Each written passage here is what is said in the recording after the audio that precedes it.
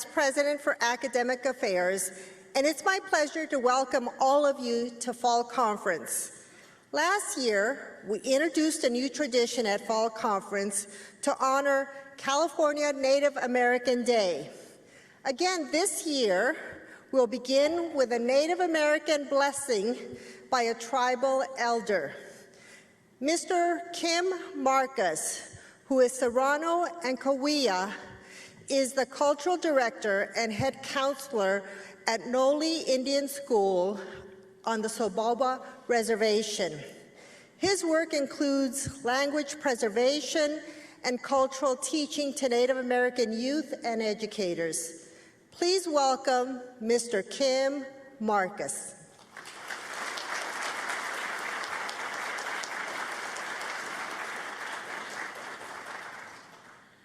Ma'achimam ne neteo ma'achima umamama samim sesamim. Good morning to you. Ma'achima payesh in my language here. Nenetu Kim Marcus. Marinyahem Yahaibatam. Sawish Pakiktam. My name is Kim Marcus. I'm speaking to you in my language. I am Serrano, as the Spanish call us, from the Yahaibatam in the mountains of the San Bernardino area, which comes out to here. Serrano people inhabited our geographical territories from 29 Palms, Pomona, San Bernardino, Pomona, Los Angeles, out the way up to Malibu, up to San Fernando, Lancaster. That was our geographical territory. In this area, Pipimariham, we call it, where we used to open up in a traditional way that is almost extinct. I am also Cahuilla, which is from the areas of the Palm Springs, in the mountains of Palm Springs. It's an honor to be here today, walking this path when I first came off the reservation to be accepted here at Cal Poly back in 1978. And the diversity that has grown in the campus as far as departments, the growth of the integrity of the school, and to you, the staff. Major accomplishments to go forward with the teachings of education and spearheading that in our nation. So it is an honor to be here to open up, as we call, and we're going to open up in our traditional way, our ritual that is given to us from the beginning of creation, right here where you sit. Myself and my son are the last to do this, and it may be extinct. I like to open up in our Indian way. I'm going to talk in my language to bless in the 4 directions, and then I offer a blessing song.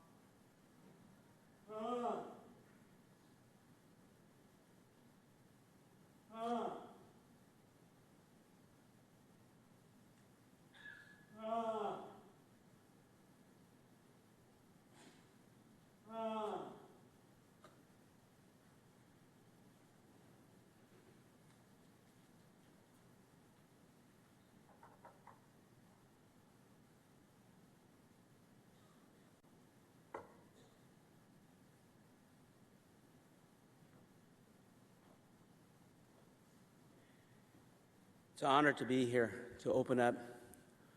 The thoughts and the words I was speaking was to watch over you, the leaders, the teachers, the educators, you're not with your families, that you think about your families right now. The guidance, what you call blessings, come upon you to teach us a diverse population of people.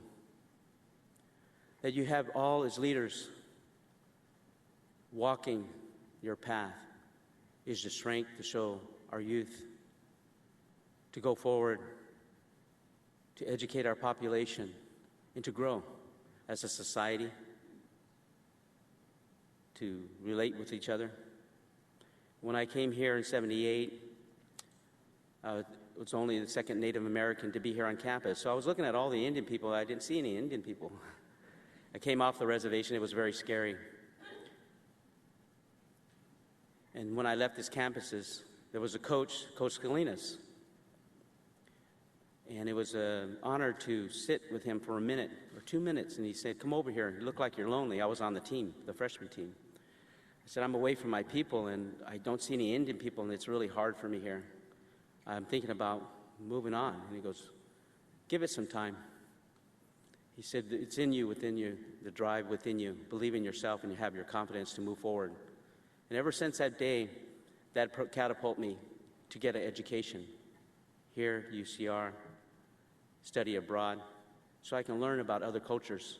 And that's what we're here about, is to learn about each other so we can relate to each other, to better our world, our communities, and our society. So I ask the greatness to come watch over this area, our area inhabited here. Thank you. Good morning.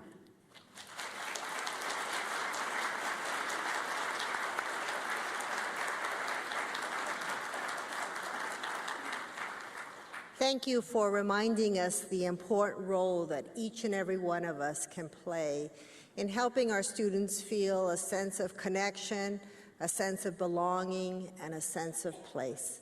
Thank you so very much for joining us in extending to us your warm welcome. And please join me in thanking Kim Marcus.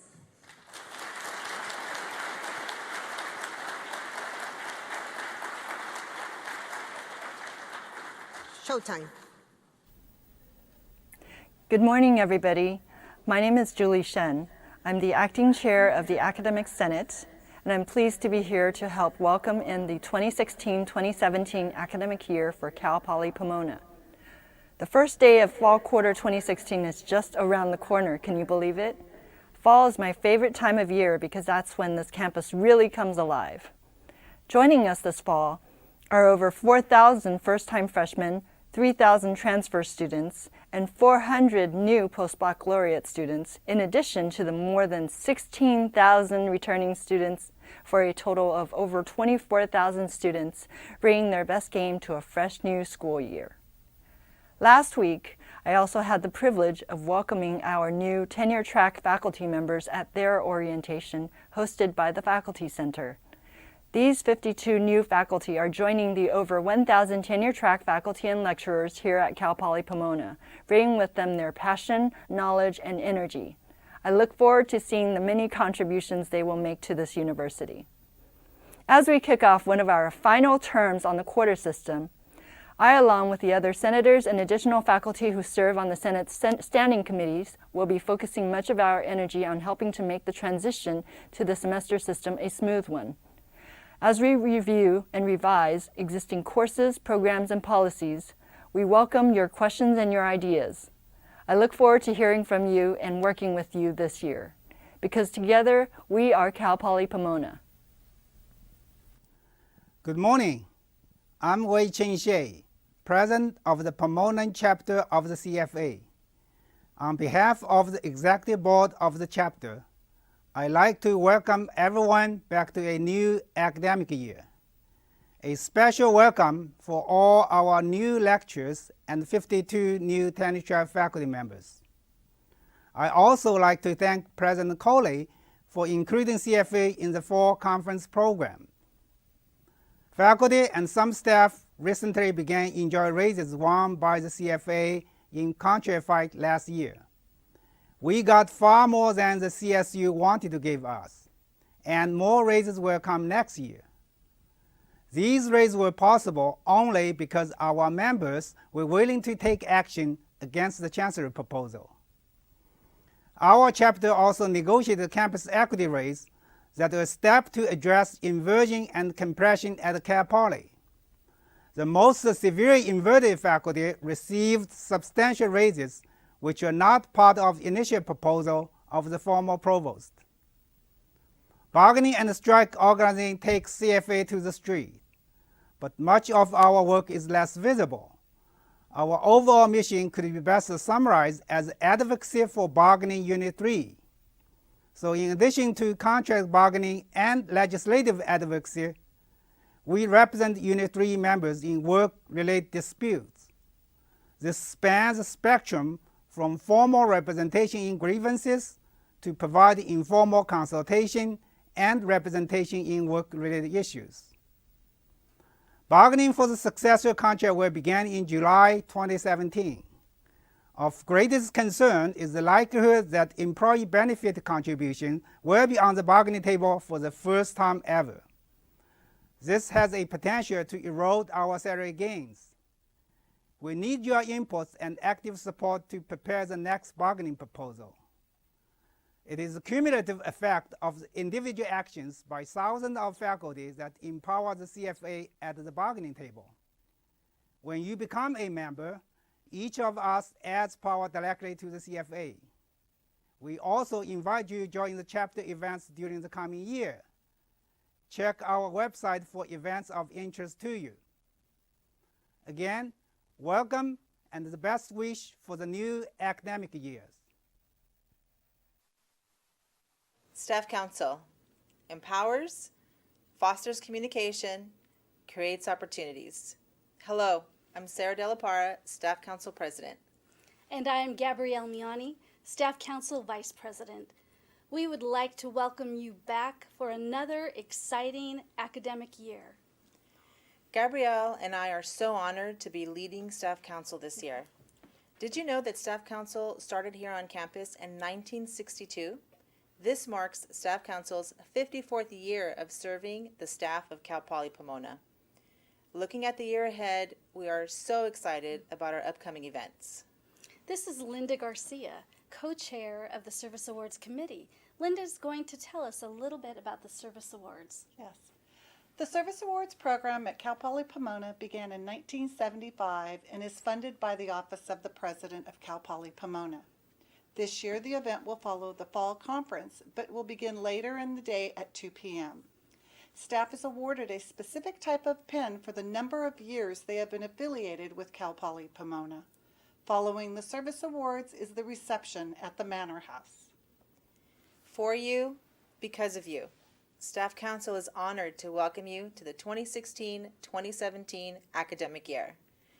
Welcome! Hello everyone, my name is Uriah Sanders. I'm a third-year biotechnology major and excited to be serving as the ASI president. This year, ASI will be striving to enhance spirit and connectivity, increase Cal Poly's impact at the local and state levels, and make our campus a more accessible and sustainable place. To fulfill our responsibility to the student body, we intend to do our part in producing a path to a solution for every viable student concern. Moreover, consistent and open communication will be an essential focus of ASI this year. By developing specific goals and systems of accountability, we will ensure that this year is as productive as possible. I am very privileged to have the opportunity to work with an amazing team this year. ASI Vice President Gabriel Smith, the ASI Senate and Cabinet, as well as our dedicated staff all have a great understanding of what it really means to serve students. With everyone's help, we're off to a great start. We've already made moves to improve our connection to the student body through quarterly videos, reforming and strengthening our student advocacy initiatives, and developing new committees designed to tackle pressing issues. We're also working on new programs and events that can really make an impact on the campus atmosphere. Furthermore, we prioritize the representation of students at the university, local, state, and even federal levels. It is important that we remain attentive and receptive to new ideas, while being prepared to voice student concerns and advocate for solutions. To accomplish these goals, collaboration is essential. Students, faculty, and staff all have so much to contribute to our university and the enhancement of the student condition. I'm thrilled to be attending a university where the importance of student leadership and involvement is recognized and supported. I can't wait to work with the students, Dr. Coley, and the university administration, faculty, and staff this year to keep making Cal Poly Pomona a more wonderful place. Thank you.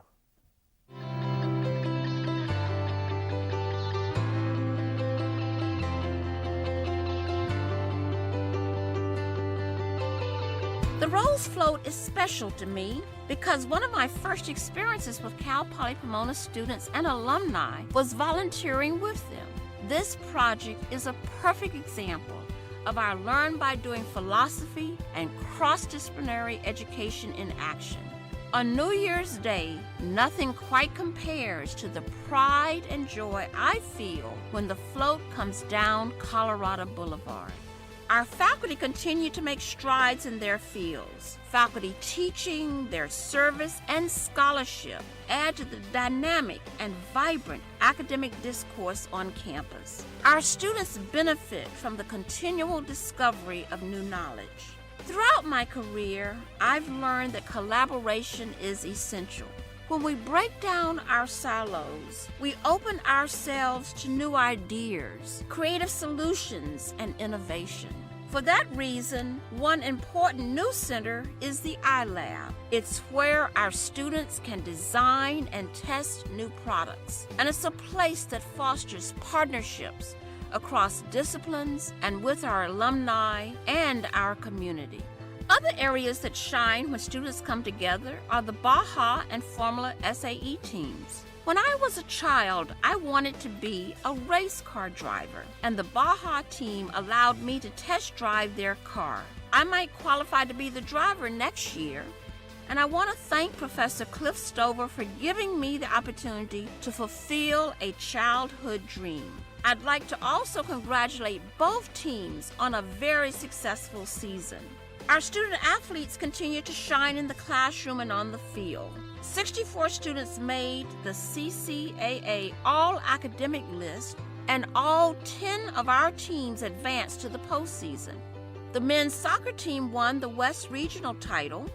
The baseball team reached the semifinals of the NCAA championship, and our men's basketball team played in a tournament in Taiwan this summer and finished second. Great job, Broncos. Several new facilities opened and received accolades this year. The Brick earned LEED Gold certification for its sustainable design and construction. We also opened a new building for graduate education at the Collins College. That facility also earned LEED Gold. The College of Agriculture opened a new greenhouse to help fight a crippling disease in citrus trees. Both the Collins building and the greenhouse were made possible through the financial support of our donors and industry partners.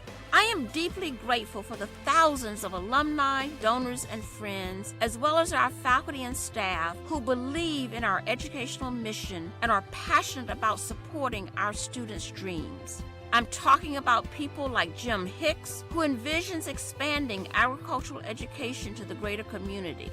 Our Professor Emeritus Bob Hurt, who dedicated his career and wants his good fortune to be used in preparing the next generation of business professionals. An alumnus, Danny Andrews, who was inspired by baseball coach John Scalinos and now wants to make an impact on today's student athletes. All gifts, large and small, affirm the important work that we are engaged in.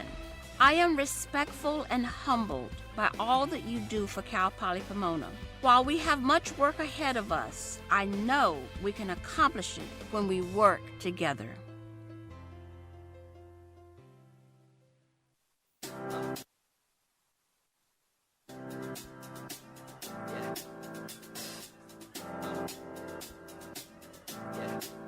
I got this feeling inside my bones. It goes electric wavy when I turn it on. Off from my city, off from my home. We're flying up no ceiling when we in our zone.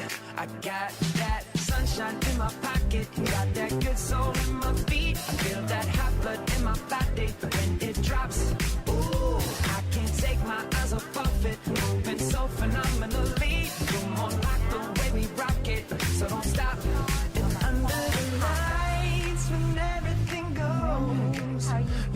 Welcome 'em. Good morning. Oh my, I was just asking about you. How you doing? Good seeing you. Good morning. Good morning. Thank you. How you doing? You have a good summer? Good, good, good. Hey there, how you doing? How you doing? Hi there, thanks for coming. Hi there, how you doing? Good. Hi, how you doing? Hi there, good seeing you. Good morning, how you going? Things that's held us down. Oh, yeah. How you But doing? now it looks like things are finally coming around. I know we've got a long, long way to go. And where the Yes. Hi there. How you doing? Welcome. Good morning. Good morning. Here we go again. Another year. we're polishing up our Straight on social media. Hi there. Good morning. How you doing? I know you refuse to be held down anymore. Started the academic year. Get me in 3 weeks. Hi there. How you doing? Good morning. How you doing? Good morning. How you doing? Good to see you. Hi there. Good morning. Hi there. How you doing? Okay. Hi there. How you doing? Ain't no stopping us now. We're rolling. Ain't no stopping us now. We got to Good morning. Hey there. How you doing? no stopping us Seeing you. now. Morning. Hi there. How you doing? Hey there. How you doing? Welcome. Thanks for coming. Thank you. We got to Hi there. How are you? Good. Good seeing you again. Yes. Hey there. How you doing? Hi there. How you doing? trying to make it the Hey only there. How you doing? they really Yeah. have. Hello. Good morning. Thank you for coming. Ask them where they're Hello. going. How you doing? Don't know. Hey there. How you doing? Hey there. We're gonna put our show together. Good morning. How you doing? And if you've ever been held Good seeing you. I know you Hey there. How refuse to you be doing? held down anymore. Hey, how you doing? Don't you let nothing, Yeah, hi there. Seeing you. Hello. Yeah.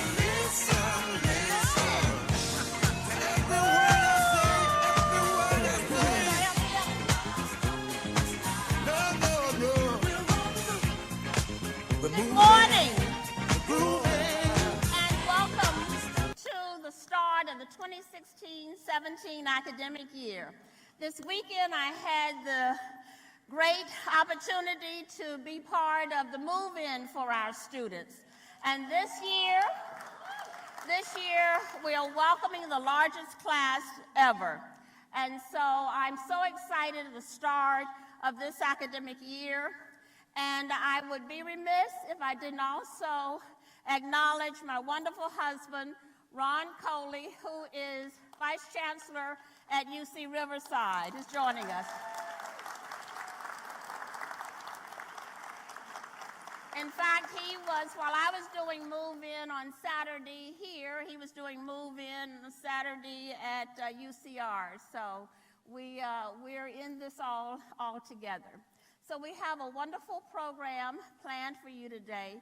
And while I'll acknowledge the committees that were involved, I must take a moment to acknowledge Gary Hamilton, my Chief of Staff. Gary was so excited, I think, about the investiture that he decided that this is a part 2 of the investiture. So please give a hand to Gary Hamilton.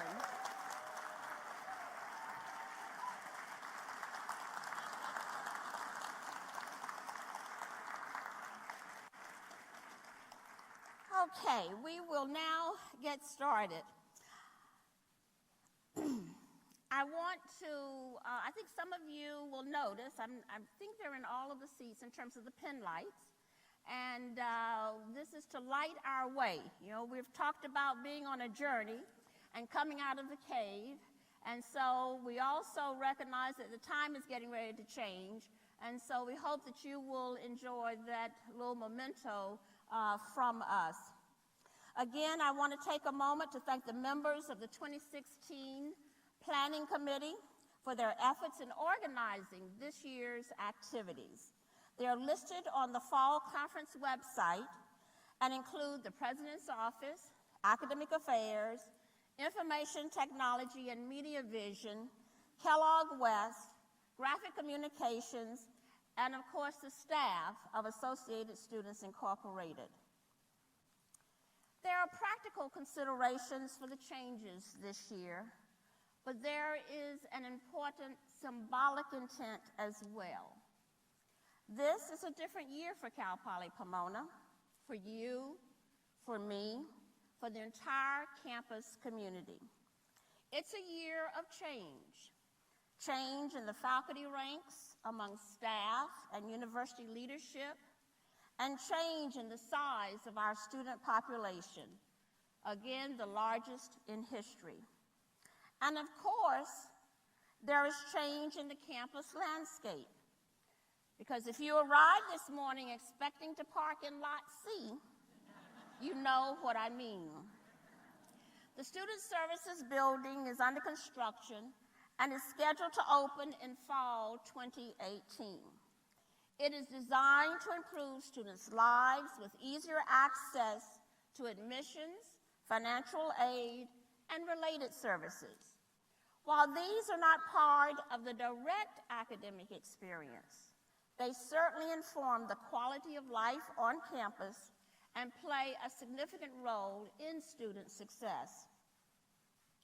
The biggest change this year, even bigger than the new parking structure on the south end of the campus or our progress towards semester conversion, is one of perspective.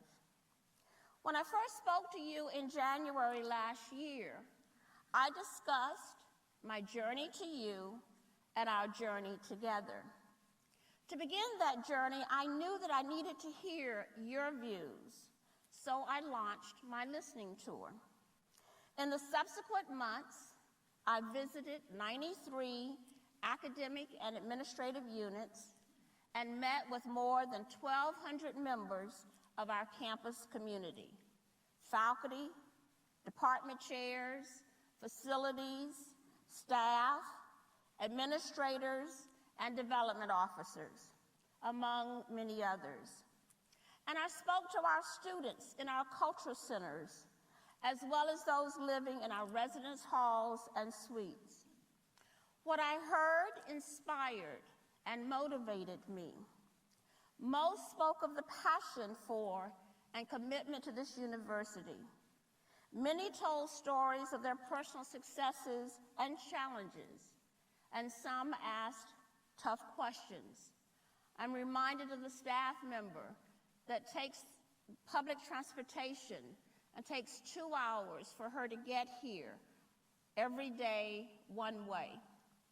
I'm reminded of a student who lives in Los Angeles and comes by way of public transportation, and it takes her 2.5 hours to get here every day.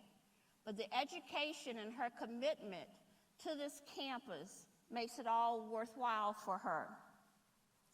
In addition to a ground floor grassroots perspective of campus issues and the challenges, the listening tour provided us an opportunity to begin to implement some practical changes that will improve the life on campus.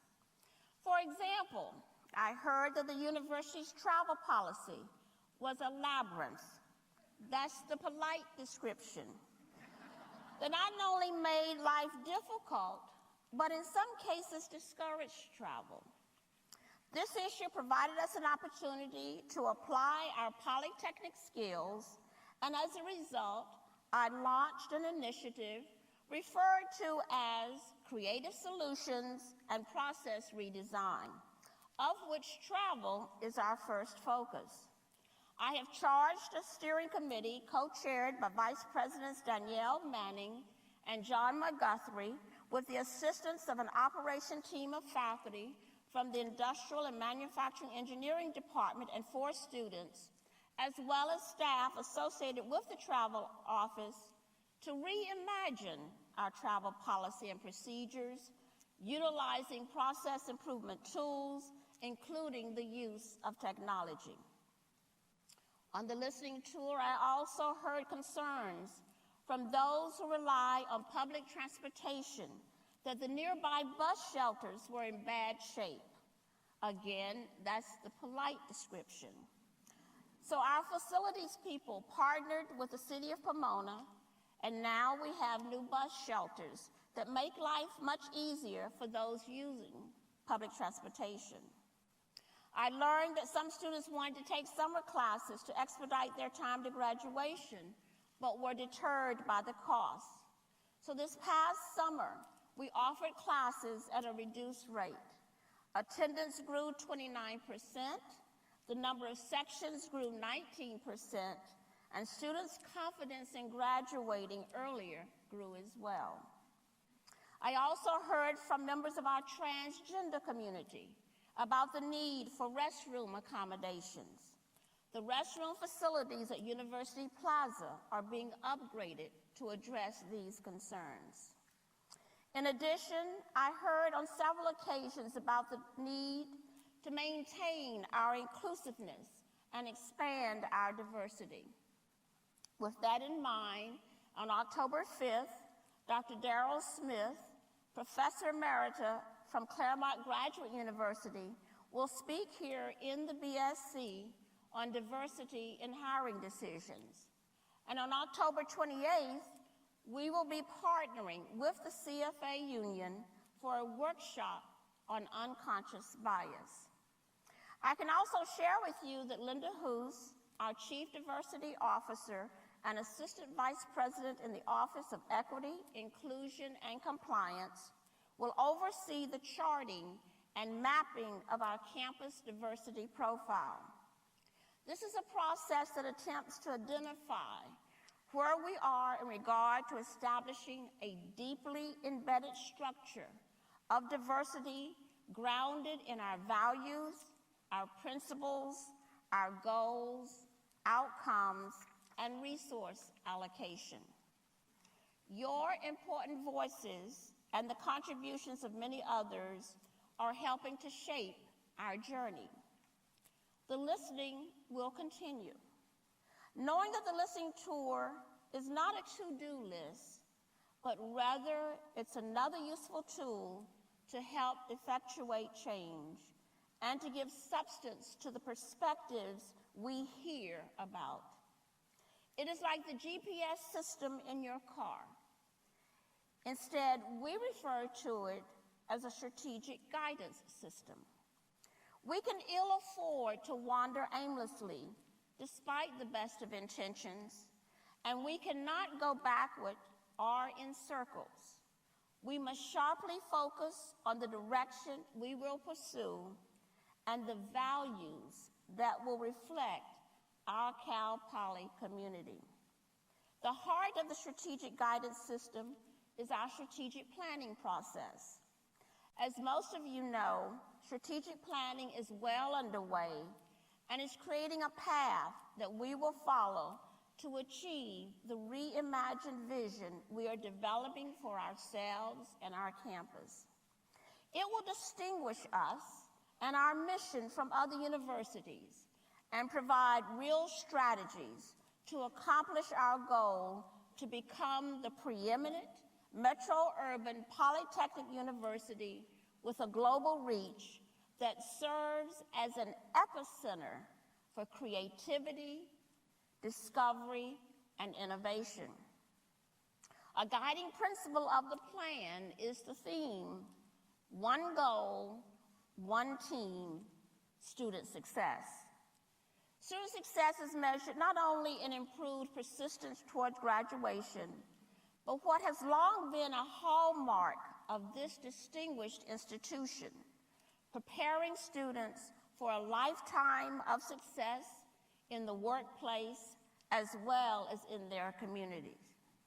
So I'm pleased to tell you that Provost Alva, Vice President Jarnigan, and I are sponsoring a student success conversation and workshop with Dr. Larry Abel, an expert in national academic issues for more than a quarter of a century from Florida State University. His experience includes 9 years as a department chair in biological science, the dean of arts and sciences for 3 years, and provost for 16 years. He will be joining us this Friday, September 23rd, from 8:30 to 3 here in the Broncos Student Center to further our dialogue and strategy surrounding this important mission-critical initiative. On an equally important note, this year of change includes the addition of several new members of my cabinet. I'd like to ask all cabinet members to join me on stage. And while they're making their way here, I'd like to introduce them. Provost Sylvia Alva, Vice President for Academic Affairs. Danielle Manning, Vice President and CFO, Administration, Finance, and Strategic Development. Leah Jarnigan, Vice President for Student Affairs. John McGuthrie, Vice President and Chief Information Officer. Terry Mendoza, Administrator in charge of the Division of University Advancement. And Paul Story, Executive Director of the Cal Poly Pomona Foundation.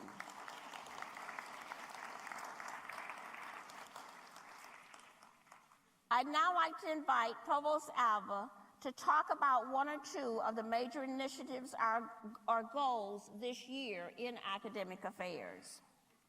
Good morning. Thank you. The university strategic planning process that we have been embarked on sets the perfect backdrop for the work that we will be launching this year. We will be embarked on an academic planning process that will engage the entire campus in a conversation about the direction that we want to take with regard to our academic programs, as well as to think hard about the student composition that we aspire to have here on the campus. I want to be very clear and underscore that when I say academic master plan, I'm not referring to a program prioritization process. I'm not even referring to a process used to eliminate programs. Instead, an academic master planning process is really that, an opportunity to develop a strategic direction and plan for how to build the academic mission. The other important goal that we will be embarked on this year is a continuation of work that's been ongoing now for several years. We are working hard as a campus to move courses, programs, policies, everything from a quarter to a semester system. And I want to thank the faculty who have done a tremendous job in updating the curriculum. And now we are going to work to integrate that curriculum into the computer structures, but also to think about how to advise our students, especially those students who will be straddling quarter to semesters, to ensure that they don't lose a step in this important transition. The third, and certainly the most salient and important goal that I want to underscore is that this year we will be laserly focused on improving our student retention and graduation rates. We have been given very aggressive targets, but I think collectively we can achieve them, but it is going to take a collective effort. I am very pleased to share with you that everyone sitting on this stage today has committed themselves to helping achieve our important student success goals. And I want to see a raise of hands if you too are committed to improving our student success goals. Thank you.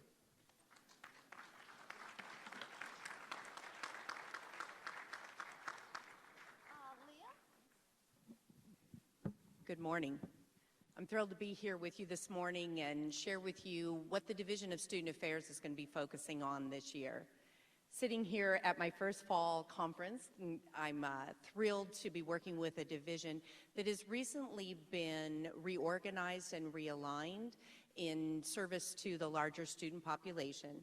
And it really does provide us a wonderful opportunity to take a look at the new Division of Student Affairs and ask ourselves, does our current structure and our alignment of our departments, our programs, our initiatives serve students in the most robust way possible? This is an opportunity for us. I know it's one that involves change, and that's often a very uncomfortable process to go through, but if we remain focused on our purpose, which we all share because Sylvia just asked us to raise our hands and demonstrate that, our purpose, which is to engage our students in life-transforming experiences that not only help them graduate, but help them move into our larger communities ready to have the conversations that we find we're really struggling with as a society. So I'm excited for the opportunity to work with our leadership in the division and all members of our division beginning tomorrow as we gather for our fall conference and start asking ourselves, what does the future of the Division of Student Affairs look like?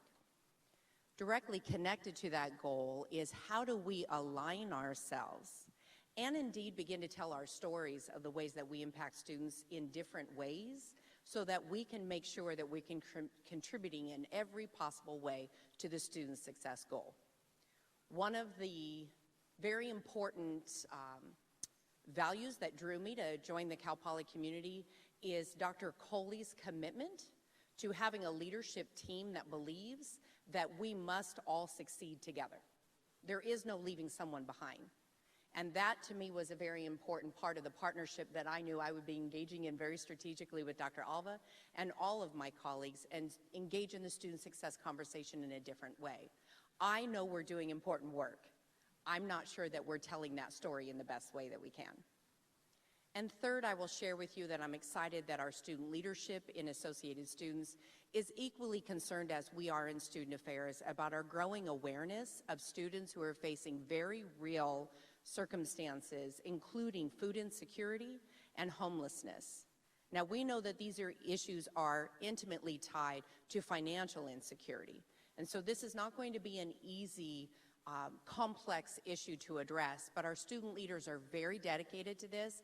And so we have developed a task force within the Division of Student Affairs that we will be reaching to the entire campus community for membership, and let's work together to ensure that our students' basic needs are met so that they can indeed make that 2-hour bus ride to get here and to engage in all that Cal Poly has to offer. Thank you.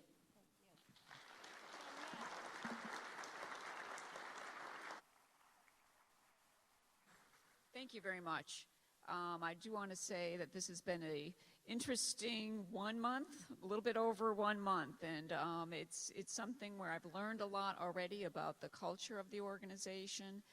Travel has come up repeatedly, so that is something that we will be working on.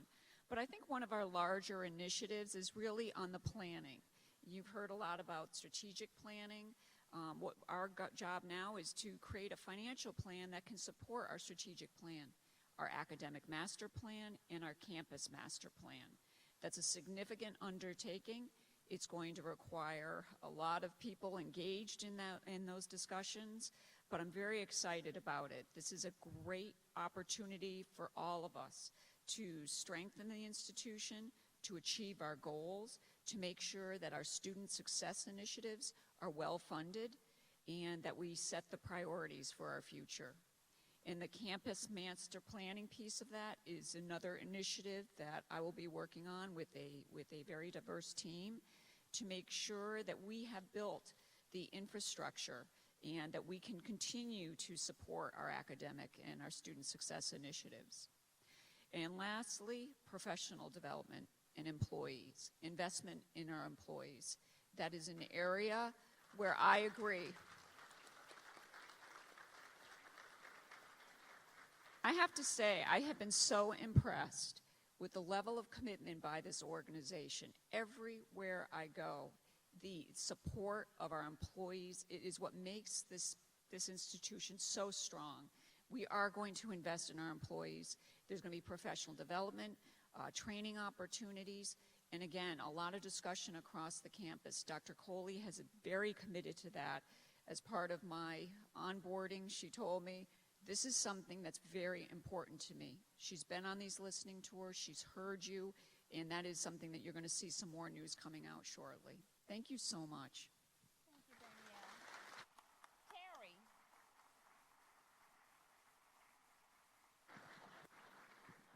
Good morning, everyone. Boy, is she a tough act to follow. So the mission of university advancement is really to help with transformational change through philanthropy, through promoting the institution, and through building public support. So let me say a little bit about each area. In philanthropy, of course, we secure the financial resources that enhance the teaching and learning environment, and through that, we believe we hopefully greatly contribute to student success. And of course, these are scholarships and financial assistance, they're academic programs, and support for facilities.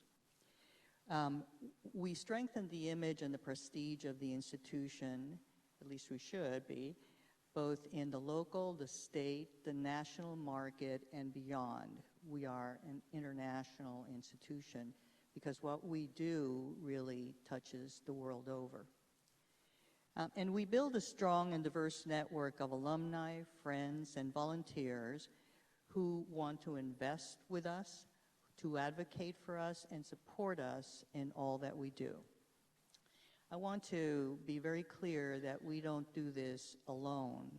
And so we want to continue to rely on our collaborative strength across all the divisions with our academic leadership, with our faculty, staff, and students. And I'm very proud that we actually have a student philanthropy chapter, and of course with our alumni and friends.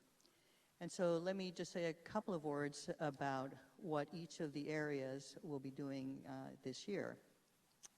In development, I want to say, just to put it in context, Cal Poly Pomona is one of only 6 universities in the CSU that have actually completed successfully a comprehensive campaign. And that's a pretty daunting effort. And so our job now is really to platform from that momentum to strengthen our operation.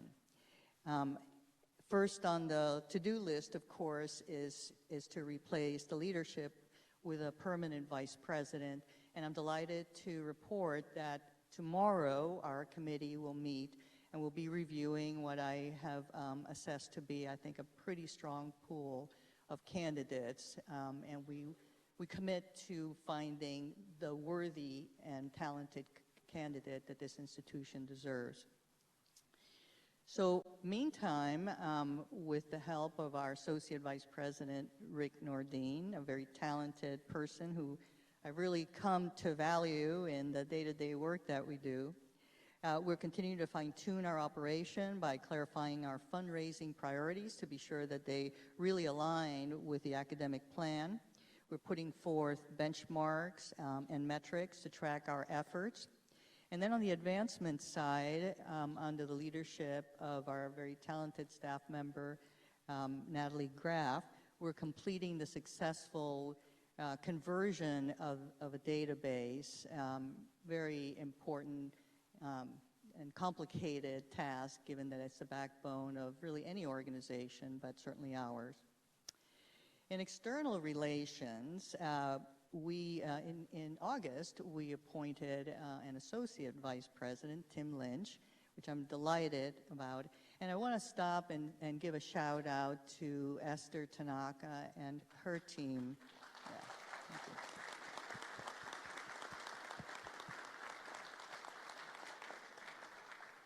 We love you, Esther.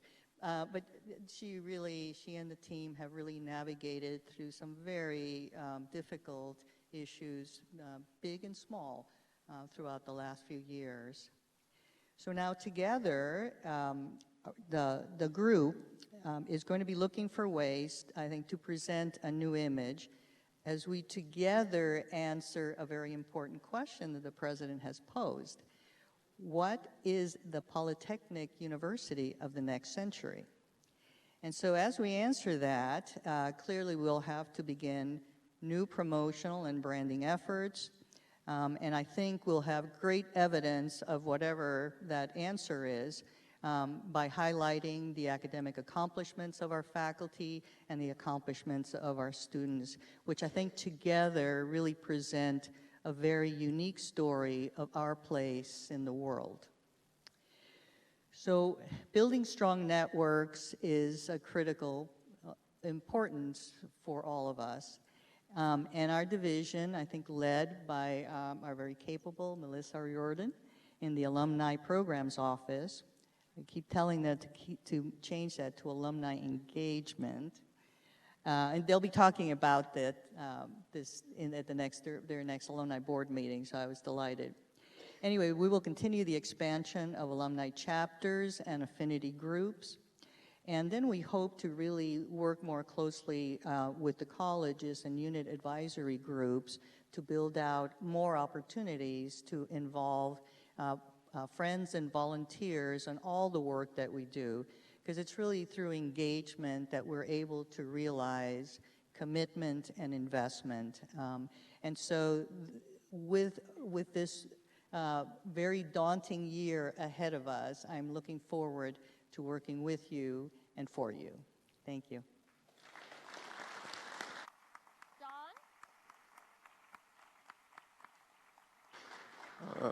Thank you.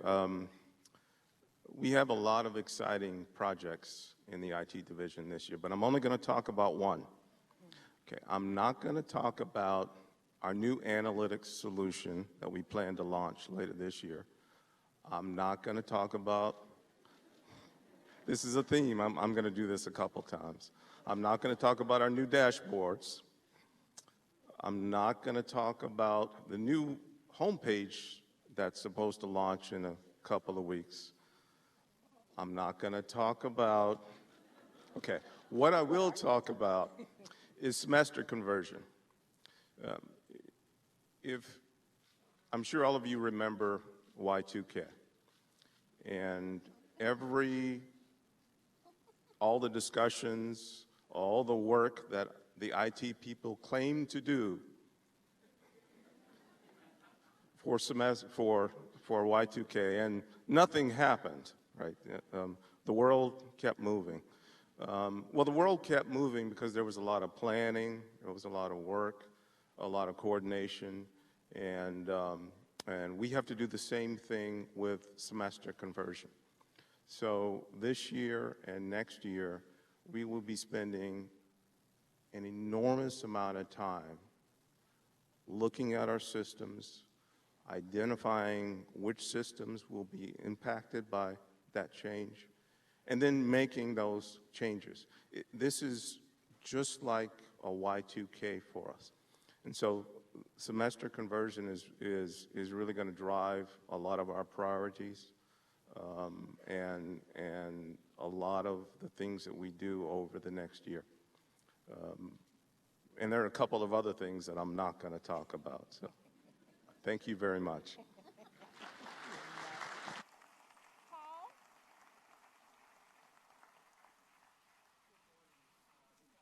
Pomona Foundation is excited to start this year of change and support for Cal Poly Pomona. I would like to tell you about two initiatives. The first initiative is the foundation is excited to be part of the process of designing and planning a new 35,000 square foot dining commons, the replacement for Los Olivos. And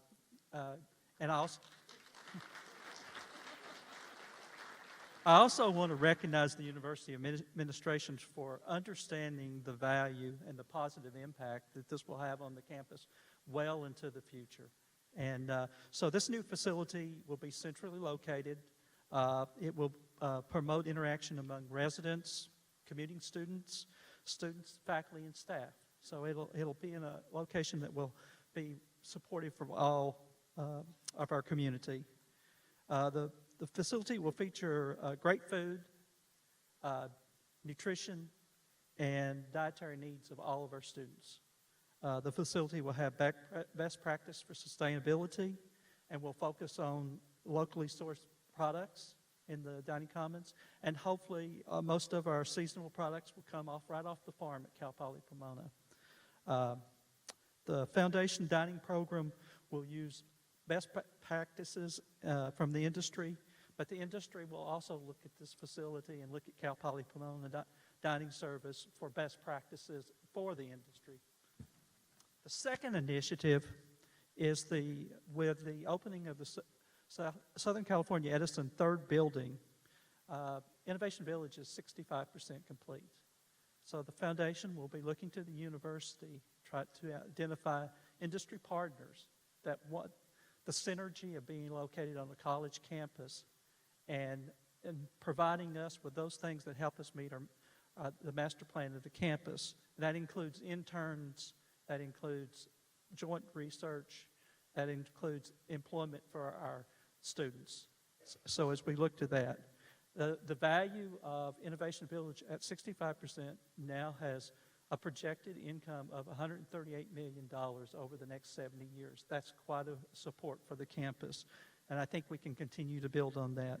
And I also want to thank the campus while I have this opportunity for their support by purchasing our products and services in the foundation, because they really does help us support the campus with facilities and financially, and employing the 1,500 students that the foundation employs. So thank you.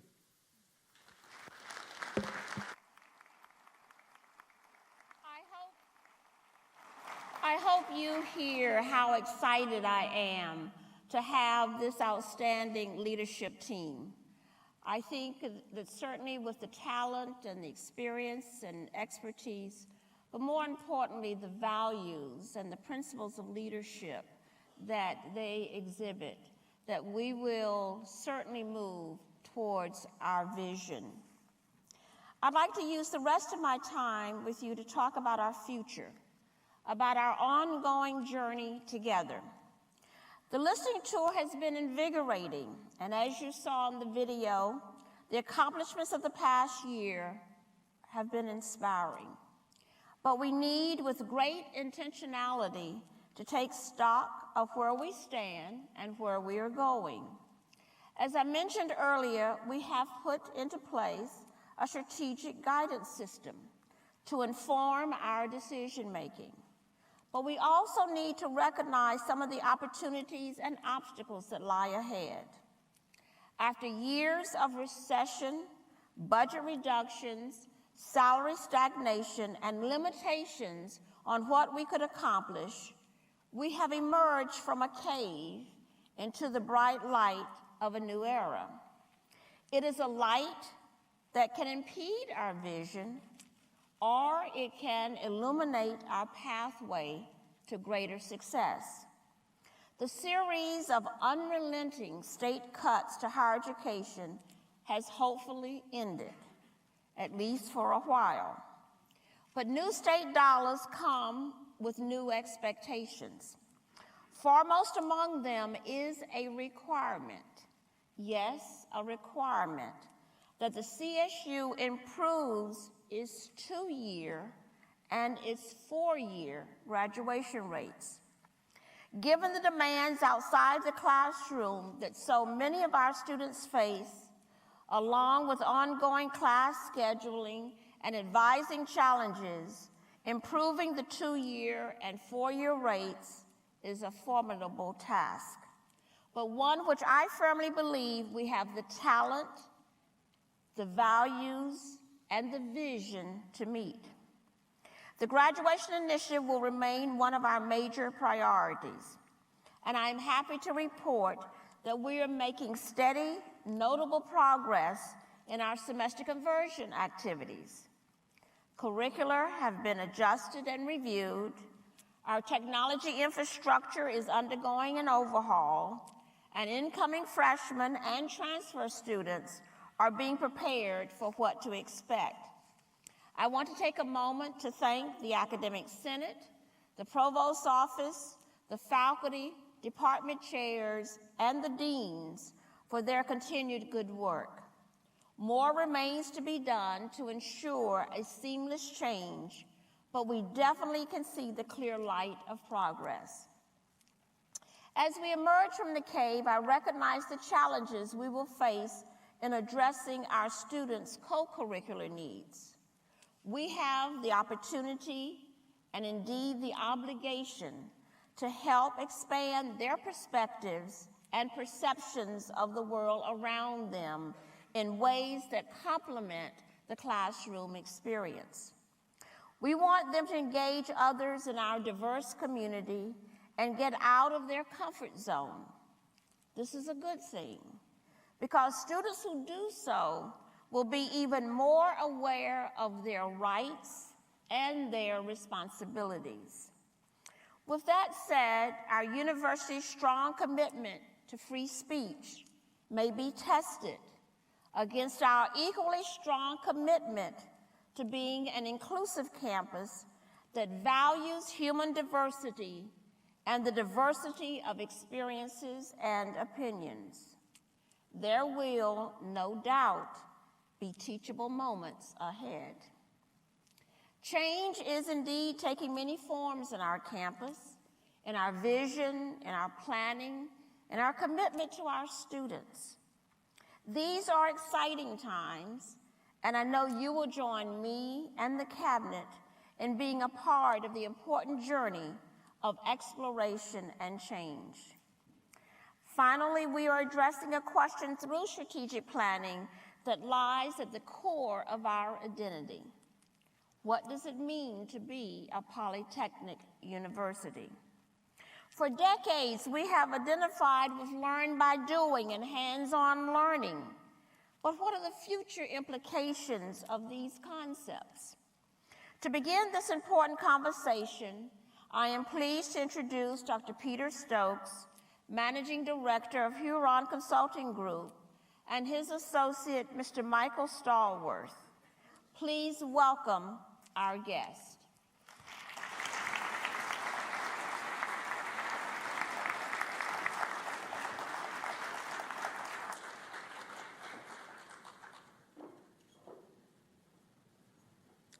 Thank you very much, Dr. Coley, and good morning, everyone.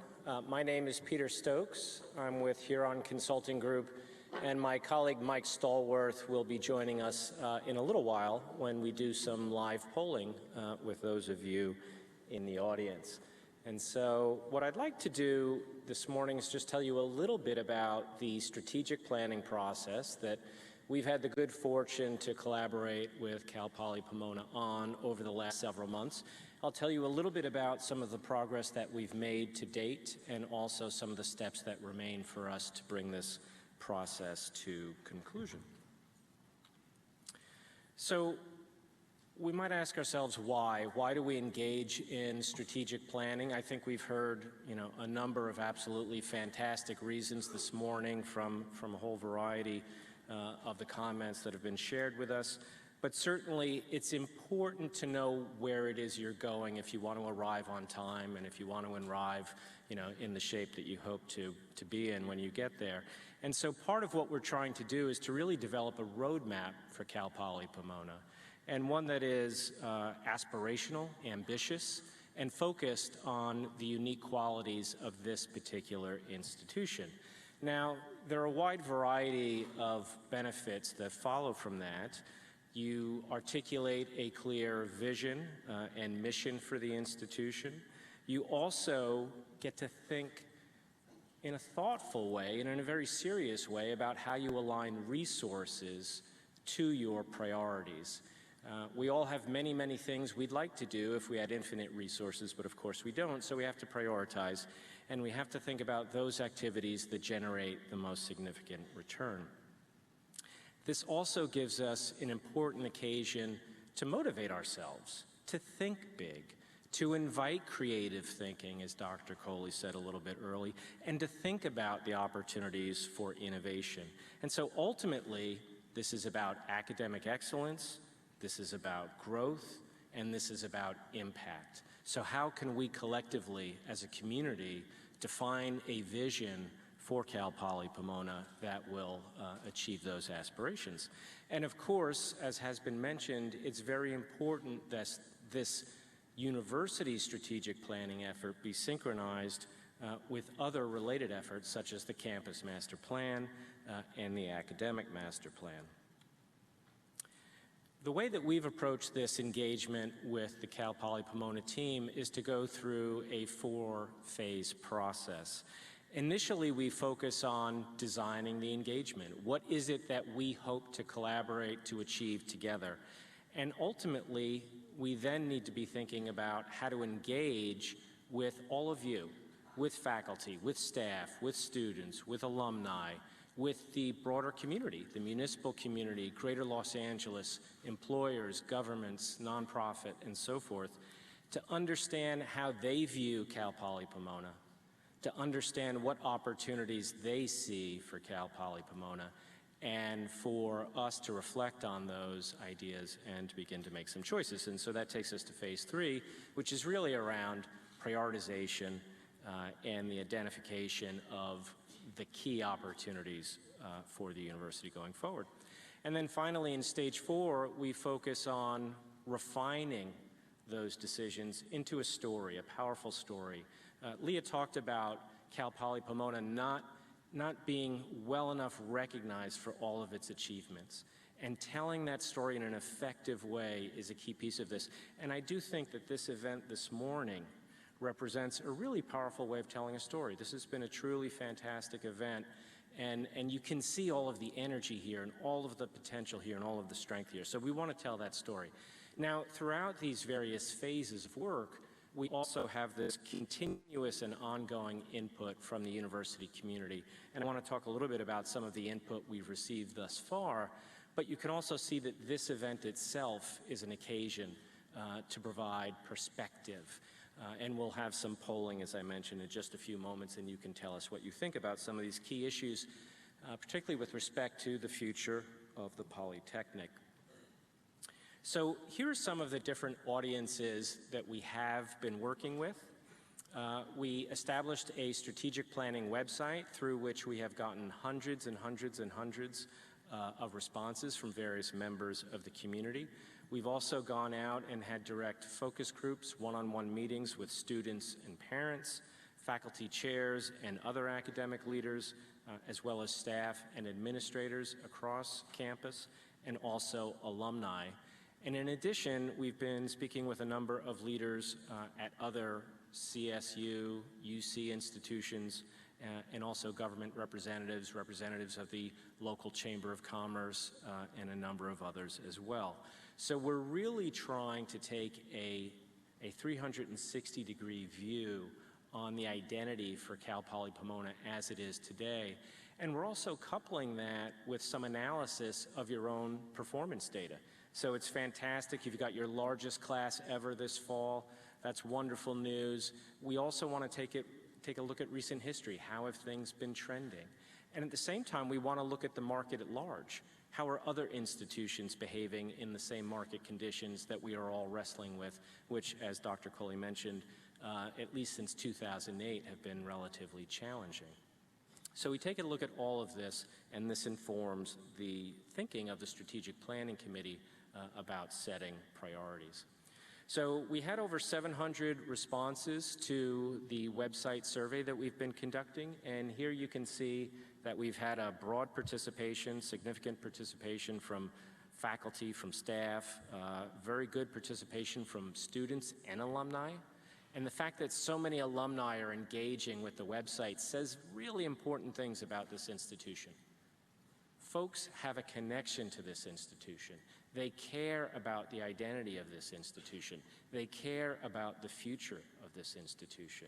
And that's a very, very significant achievement. And of course, we also have some important responses from parents whose children are here studying today and who similarly have very, very important stakes in the kind of education that is delivered here. So one of the questions that we posed on the website was to ask folks to talk a little bit about the extent to which the current mission statement still resonates with them. And by and large, you can see the response was very positive. 83% of respondents said, yes, this mission statement resonates. At the same time, many folks had some suggestions about how the mission statement could be revisited, might be improved. that it could in fact be more distinctive and inspirational, that it could also emphasize learning by doing in a more direct way. Some discussion that the emphasis on multicultural makes the mission statement perhaps seem like it may come from a slightly different moment in time, and so we might want to think about how we frame diversity issues in the current moment. And ultimately, it could also be potentially more diverse. So the steering committee has been engaging with this feedback, has been considering this feedback, and will be looking to be responsive to the input that it has received. We also asked folks to take a look at the core values for Cal Poly Pomona and to tell us the extent to which they feel that these values, one by one, still resonate.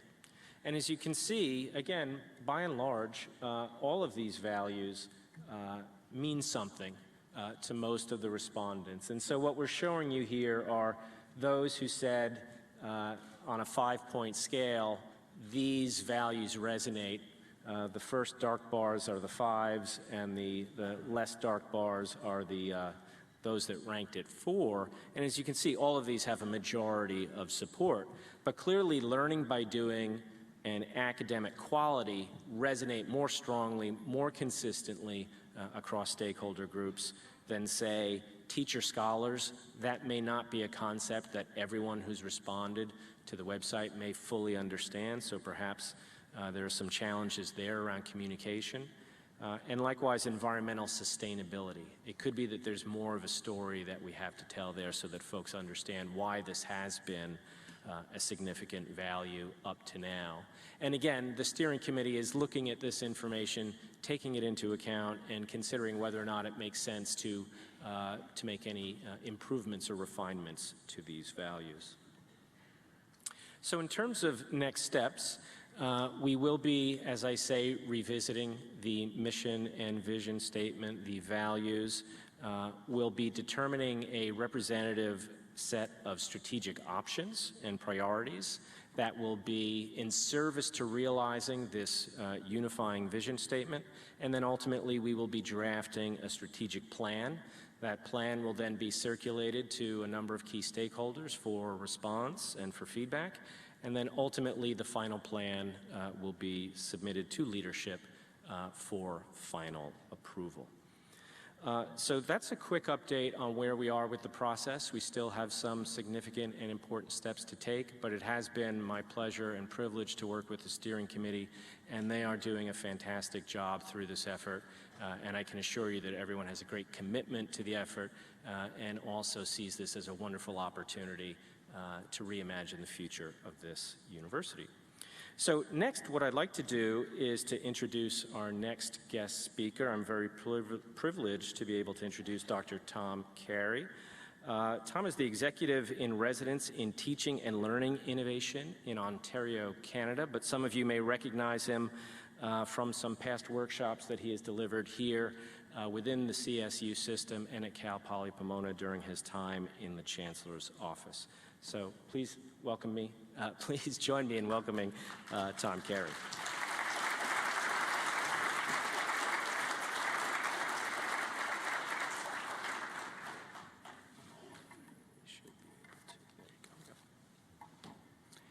Thank you very much, Peter.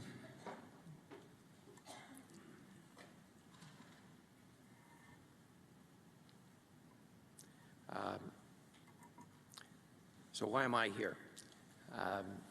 Your president, President Coley, has tracked some of my work and has noticed that I've been working with a number of polytechnic universities to define the distinctive excellence that might entail.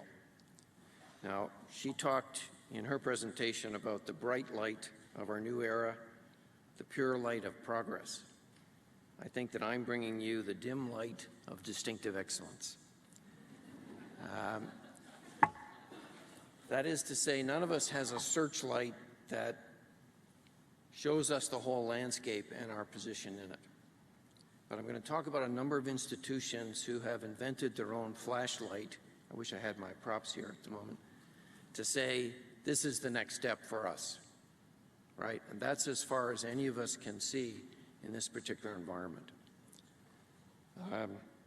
I had up a list of the institutions with which I'm now affiliated. The reason I put those on the opening slide, it's a political statement on my part, because I've deliberately tried to build a portfolio of activities that cover the spectrum of whatever ranking system people might use, large to small, big budget to small budget, dare I say, reputational capital to teaching intensive and perhaps not highly regarded for all the great things that happen. Let me point out to Gary, who has cautioned me to be short and sweet, thinking that I'm still a faculty member, which I am after 35 years as a faculty member. Yes, I still am at heart, and you were wise to do that. But Gary, you'll be pleased to note that I was able to drop some slides from the presentation because I read through some of your website late last night, the mission and value statement, and I said, well, these people don't need any advice from me on this. In fact, I'm going to use them as an exemplar for some of the learning outcomes work you've been doing and the way you've contextualized the institutional learning outcomes into the college level and into student affairs. That the student affairs learning outcomes site, I think, is a real exemplar that we should highlight. So here's what I've been asked to speak to. Why is this issue of what a polytechnic education means and what a polytechnic university is now on the agenda? What is changing that has caused this to come to the forefront? Not just for you folks, but as you'll see, for a number of other institutions. I'm going to claim that the first step in the flashlight is to focus on the distinctive value in terms of graduate attributes or outcomes. What is it that our students can do that is a distinctive mark of Cal Poly Pomona as a polytechnic university? I'm going to show you 4.5 examples of other institutions that are doing this. And again, each of those is a flashlight that they have been inventing. You need to invent your own, and that's part of the storyline here. There are some particular methods that you need to consider. In particular, your president mentioned creative solutions and process redesign, and I wish I had that on one of my slides, but you'll see how that plays out as well. We have a panel session afterwards to ensure that we don't forget the university part of the Polytechnic University. And it's my claim that for the liberal arts disciplines, they have a lot to contribute to the Polytechnic University, and the Polytechnic University has a lot to contribute to the liberal arts. So the way liberal arts programs are framed within a Polytechnic University can take advantage of and leverage that distinctive excellence as well. I put the word adventure in the title just so you know. We're talking Class 5 Whitewater Rapids, folks. If this were the normal commencement address to graduating students, I usually bring along the helmet and the paddle and trying to emphasize to them, you know, you're going out now into uncharted waters, and that's part of the adventure. Let's approach it that way as an exciting chance as a team to accomplish things. So let me give an example from my home jurisdiction in Ontario. I work mostly in the Toronto area. Here's a statement from 1977 of the mandate of what was then the province's only polytechnic university. And this may look somewhat familiar to you. Balance between theory and application, prepare students and careers for professional and related fields, advance knowledge and research in applied areas, in effect. Now that institution gradually moved away from its Polytechnic University mandate, and in 2012 dropped the term Polytechnic. And I can assure you our system in Ontario is the poorer because of that. Any homogenization that leads to a monoculture, as folks in your College of Agriculture here will tell you right away, threatens our long-term sustainability. So I'm troubled that we don't have a Polytechnic University in Ontario. We have two in British Columbia, the other place where I work quite extensively, and they, like you, are asking the same question. Why is this an issue for us? Why aren't the statements that you put up there about doing, learning by doing, work-integrated learning, experiential learning, why don't these carry the same weight? Well, the good news is that other universities have caught on that we were right all along, that these are really important things. And so we do a strategic mandate agreement exercise every 3 years in my home province of Ontario, And someone expressed surprise from our government department that all the universities were saying we do active learning, we do experiential learning, we do work-integrated learning. And I said, well, why would you be surprised? You told us 2 years ago you wanted more of that, so now we're all experts in it. What else did you expect was going to happen? So that's the good news, that other institutions have recognized that these ways of learning are absolutely critical to develop the capabilities our students need, not only in their professional careers, but also in their other roles as community members and global citizens. What's the bad news?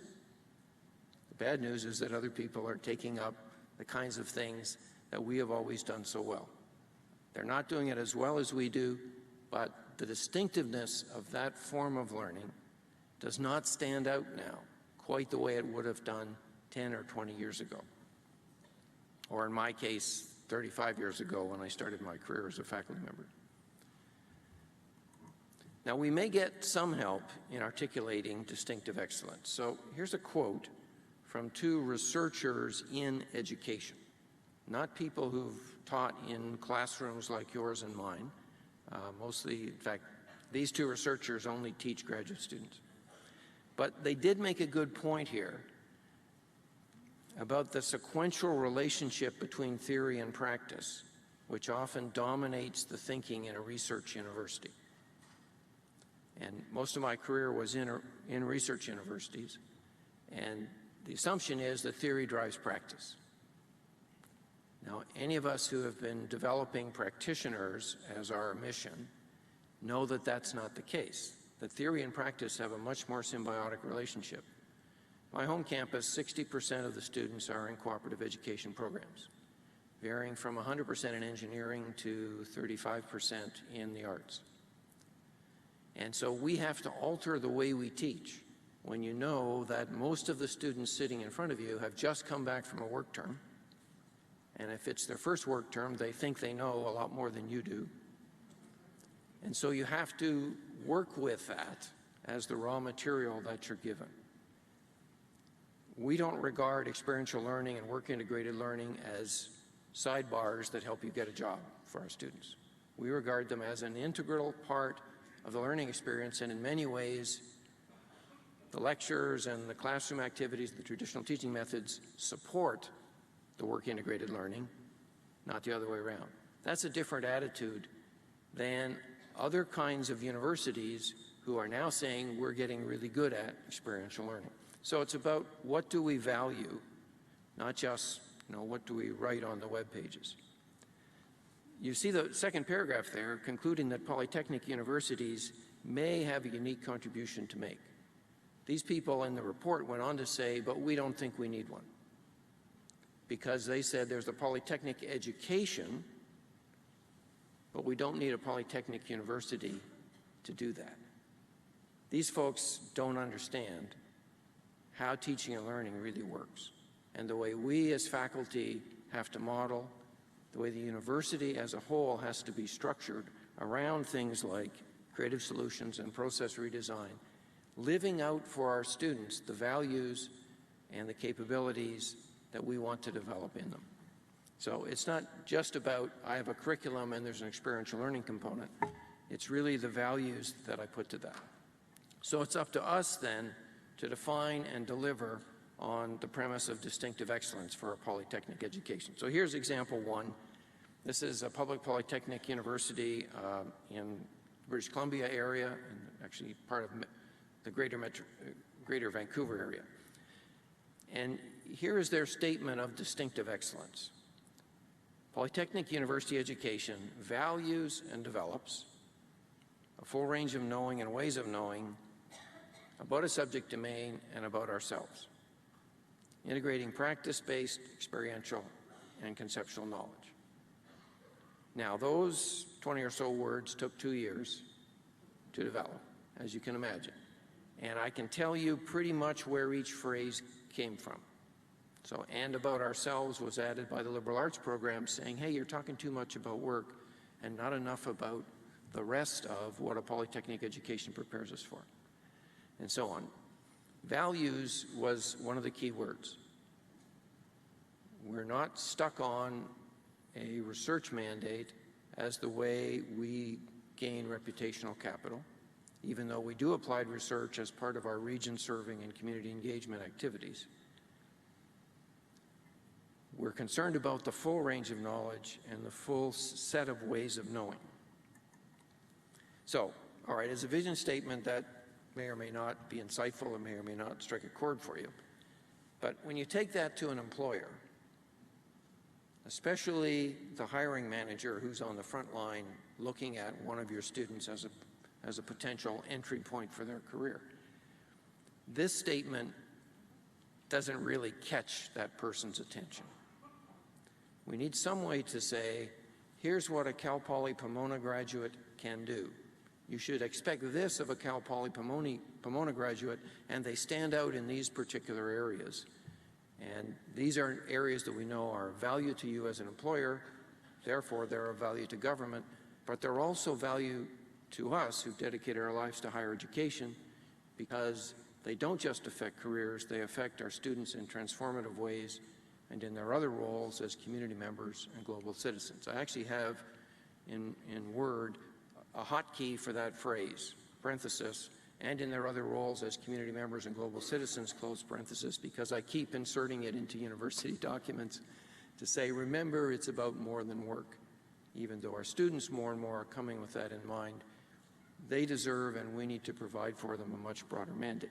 So what kinds of attributes could we put forward as reflecting our value and tradition as a Polytechnic University, but with a future orientation that employers and all the other constituencies that we have to deal with are going to value? Okay, so I just took this off your webpage last night, in fact. Practitioners equipped with a foundation for growth and professional success. Well, I think that's getting closer. If I'm an employer, there's practitioners. Okay, these are people ready for practice, I assume. They're equipped with a foundation for growth and professional success. What can they do? What's the extra value that I would get from a Cal Poly Pomona student? So here is the answer that that university I was just talking about in BC is working towards. The provost has told me this is 2 collective agreements from now. And I thought that was an interesting way to measure time. Is that kind of like the Paleolithic era? And anyway, provosts obviously have a different way of looking at the world. They want their students to come out as practitioners, as ready for practice, but they want them also to come out equipped as practice improvers. That is, they will have a portfolio that demonstrates their ability to improve their own practice, to improve practice for their teams, and to improve practice within an organization and leave a legacy. Now, if you want to talk later about how they're going to do that, there is in fact a plan emerging that says, as a learner, you can improve your practice. If learning is your job while you're here with us, then getting to be a better learner is evidence of being a better practitioner. If you work with a faculty member to improve a course here in our institution, you have actually left a legacy then of value to improve the practice, to do creative solutions and process redesign with us. So the opportunity for students to partner with us in these kinds of activities here in our own environment provides a mechanism on which we can move forward. So, yes, we're turning out practitioners who have demonstrated capability in their practices and professions. They have achieved mastery in the institutional learning outcomes that you folks have articulated so well. And in addition, we have a special sauce. We have a distinctive excellence, which we have built and where we are regarded as globally exemplary. This is one example of that from one particular university. How are they going about it? Well, there is in fact a professional and scholarly community in practice-based education. So there's a Springer book series under that title. Many of these institutions are in Australia, and I'm working in Australia next month and visiting the Education for Practice Institute where some of this is happening. But the message here is there are other folks outside of our state, maybe even outside of our country, who are tackling this have good flashlights which we can share, and have insights to offer to us. So we can approach this, in fact, as a work of scholarship, that the definition of distinctive excellence can be a scholarly activity for us and can be an inquiry activity in which we involve our students as partners. There is a practice-based education summit, which happens every year in Sydney, Australia, and the people around the world who are tackling this get together to talk about it. So while we have to define excellence on our own, there are other people who can share lessons with us. So 3 little things added here. First of all, the word global up top. I see you've used that very often on your website and in the statements that you've made today. Some people talk about world-class universities. Do you really want a class system, in quite that way? Some people talk about excellence. Excellence, if that means we excel over everybody else, again, that means we can't all be excellent, but we can all be exemplary. All those institutions you saw on my first page, at different kinds of missions, each does something special. And I worked in the California Community College system for a while as well. So across the whole spectrum, each institution has something to offer to the rest of us in terms of ways that their distinctive excellence could be leveraged. So please do target to be globally exemplary in these distinctive areas where you want to stand out. I mentioned in their other roles as community members and global citizens, and again, let me emphasize, this is one of many possibilities that you need to explore. I would recommend that in your strategic planning process, Peter, you think about this the way a venture capitalist would think about it.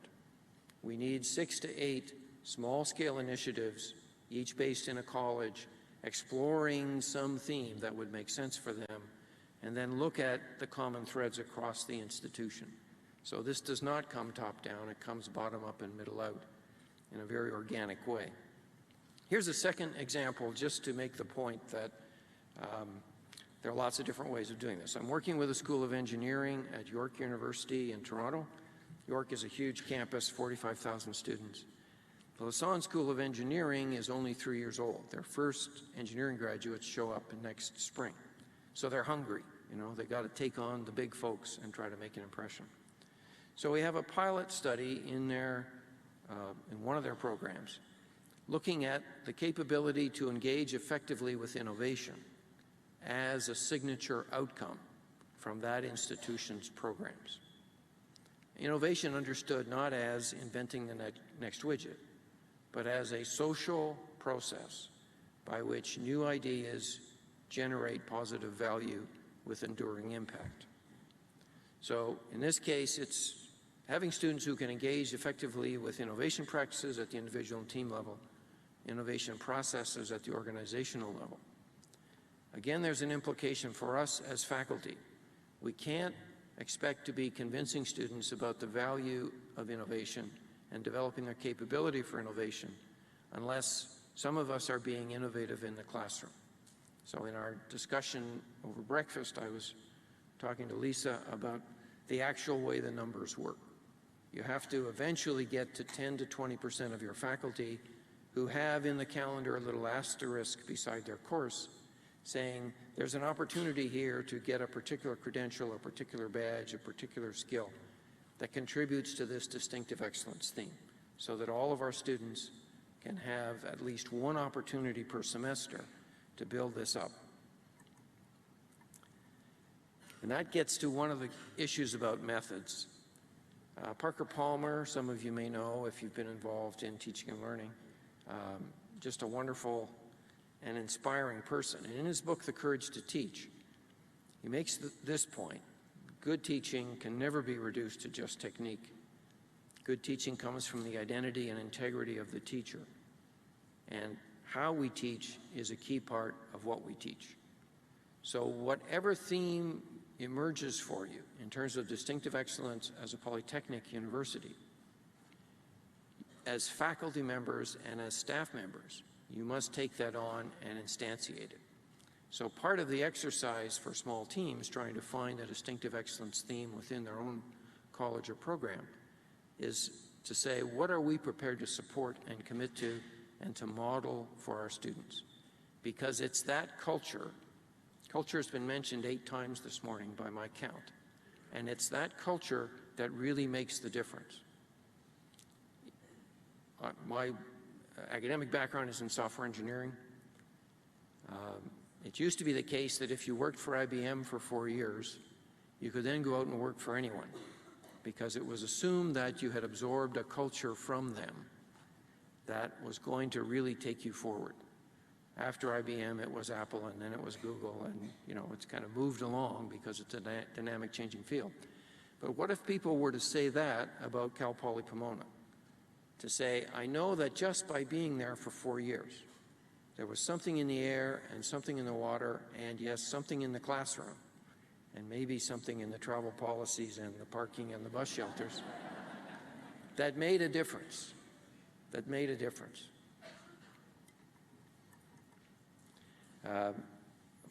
Final example around that innovation,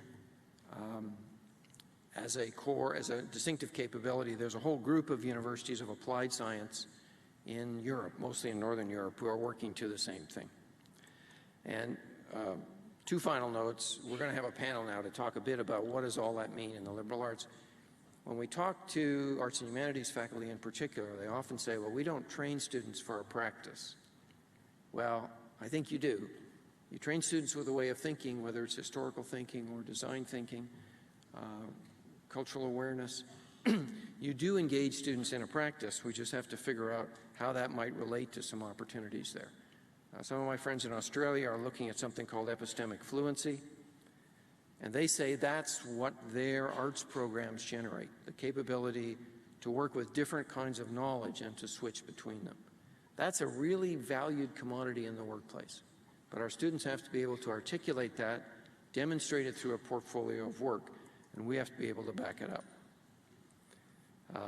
I had a post in Inside Higher Ed just last Friday, and I asked them to hurry it up. It wasn't going to appear till next week, and I said, get it there before I speak at Cal Poly Pomona, because I want to be able to point to that and say, yes, there's some things there where arts faculties and humanities faculty gain something from the Polytechnic University, not just contribute something to it.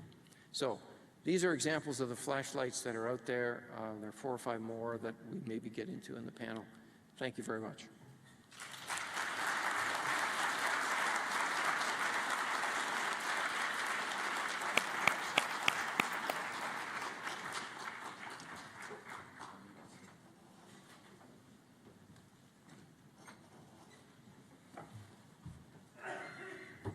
Tom, thank you very, very much. That was really enlightening, and I'm looking forward to having a chance to asking a few questions and hearing some discussion further. We do have a few panelists joining us for this brief session from Cal Poly Pomona. We have Dr. Lisa Alex, who is professor and chair of the Chemistry and Biochemistry Department, and also, big round of applause. And also Dr. Martin F. Sancho-Madriz, professor, department chair, and food science and technology program director. Big round of applause for Martin as well. So what I'd like to do is to start with a question for Dr. Carey. Dr. Carey, you talked a little bit in the early stages of your talk about the fact that many, many other institutions are now starting to claim to produce the kinds of outcomes or to engage in the kinds of teaching techniques that a polytechnic would engage in.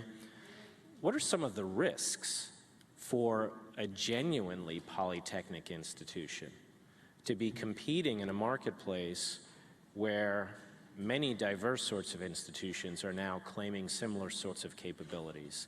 And how should a truly polytechnic institution communicate about its value proposition in that kind of competitive context?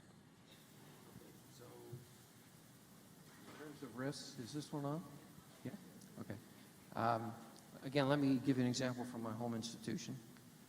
I mentioned we have a big co-op program. We generate literally 8,000 co-op jobs per semester 3 times a year.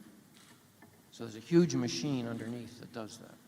When that university was started in the early 60s, it tried to affiliate with some of the major universities in the province, and they would have none of it. There's an interesting historical record from their Senate meetings where people stood up and said, co-op education, we would never do that. It was high school stuff, not even community college, just high school stuff. All of those institutions now in the province have a cooperative education program. Okay, so everyone's mind has changed. What are the risks for my home campus in that? Partly, of course, is the competition for co-op jobs. You know, we got to generate 8,000 jobs every term, and if there's lots of other folks out there, then we have to find ways to respond to that. But the other thing is that the notion of co-op then gets really watered down. So some people talk about co-op and work integrated learning, meaning students are going out as interns and not getting paid. And that's not our definition of co-op education. We want our students to be regarded as valuable contributors, not, you know, Jerry who goes to get the coffee, the intern, but really contributing and therefore having that contribution acknowledged and recognized, if not always rewarded. So getting good co-op jobs is a real danger. And so that's the risk for us, that if every institution is saying, oh yeah, we do that, we've got that covered, we can look at the numbers and say, well, numerically, we have a much higher proportion of students, but for you as an individual student, what does that mean? How do we ensure that our co-op jobs are really meaningful learning experiences and that our classroom teaching is affected by that? And how do we get that message out? We get the message out, by the way, through the student's portfolio of work. That's right. I mean, it does seem that student outcomes are ultimately where you see the rubber hit the road. And to your point, how does CPP develop the same kind of brand awareness of an IBM, right? Nobody ever got fired for buying IBM, they say, right? So how do you make the argument that nobody ever got fired for hiring a graduate?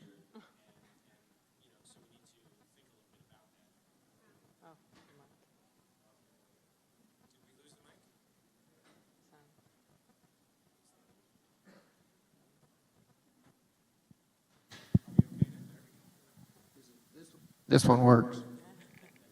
Well, why don't I do this? Why don't I pose a question? Lisa, if I could start with you. What do you hear in Dr. Carey's talk that resonates for you and that seems to speak to a strength here at Cal Poly? So the question was, what did I hear in Dr. Carey's talk that reflected a strength that we have at Cal Poly? There's such an echo with this. I think what you had said about all the things that these polytechs do, we do here. I want to go back to something all Peter had shown on the slide was the alumni and how connected they are and the comments that they have given us about their experience here. It all revolved around how professors here prepared them to be successful. Now, you can do that in a variety of ways. I think co-op is a great thing and something that we've done well on this campus before, but has gone on the wayside due to budget cuts. So again, in strategic planning, if this is something we feel is very important, this is something we have to align resources for. You shouldn't think of co-op as second class experience or something. There are learning outcomes associated with those classes because students here take a class and get that credit. They write a report, it's reviewed by a faculty member, and we have a relationship with employers. So if students aren't getting those experiences, we don't have to continue those relationships. But that experience, our students tell us, helps get them jobs. They put it on their resume, it's work experience, they're valued and actually paid employees for those companies. I think that's something very distinctive. Not all institutions in the basin do this, and as a polytech, if integrating knowledge and being practitioners is important, is something that we should support. So if I can make a couple of comments. First of all, I've been talking only about curriculum, learning activities. There's lots more, obviously, to the university education. So in terms of the student experience, you know, the residence life programs and all kinds of other things are a part of that. We found in our jurisdictions that student satisfaction rating is important to our government, but only as what the management scientists call a hygiene factor. Okay? So if it stinks, they really get worried. But the difference between a 90% satisfaction rating and a 95% satisfaction rating, which takes an enormous effort to raise that at the margin, that doesn't carry a lot of political meaning. So the other comment I was going to make is about things like co-op. I should mention that we only can run that because we're allowed to charge a $400 student fee for co-op students.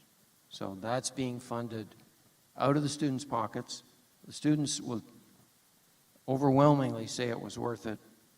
It's much harder to get into the co-op programs than the regular programs. It actually has a much higher cut point. So students are voting with their feet in that regard. But you also have separate internship and programs, or do you equate them? No. Yeah, so there's a full spectrum of work-integrated learning, but it's based on the university's reputation for developing students with a practice orientation and documenting it that way. But again, don't shortchange the opportunities here on the campus. When I was director of Teaching and Learning Center, we had a lot of students who worked with us and partnered with faculty. But inevitably, when they showed me their resumes, they would say, I worked for a professor on a project in the Teaching and Learning Center. Well, if I'm an employer, either that has neutral value or you worked with a professor, that's pretty suspect, you know. Show me some real-world experience, etc. You really need to frame that as, I worked on a process redesign project which improved performance on the following parameters and has left a legacy within the organization.